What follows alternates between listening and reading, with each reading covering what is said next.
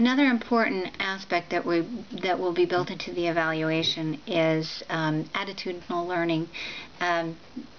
The attitude is an internal state that influences the choices of personal action. This is a quote from Gagne's taxonomy, and this is seen as a key feature to test and to assess if this is effective, if this particular program is effective at moving the thought processes or the attitudes of the volunteer workers. This training is built of two sections, being half being concepts surrounding volunteer management. For example, the difference between employees and volunteers and how each of them should be managed in a different method, and each requires a different skill set to do successfully, as well as terms of volunteer lifespan and the aspects of management with engagement.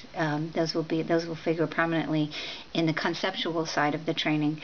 In terms of the hard skills, which will also be assessed, it would be such topics as how to write an effective volunteer job description, how to interview a volunteer, which is not equal and not the same as interviewing an employee, as well as a presentation of tools and resources. So that assessment will measure both the attitude changes, or the level of attitude changes, as well as the actual learning of those aspects. The assessment tool itself will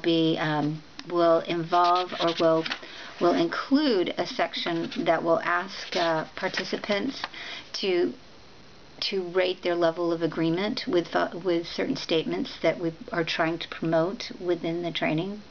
For example, one of the statements in the assessment is, I manage volunteer workers just like I manage paid workers.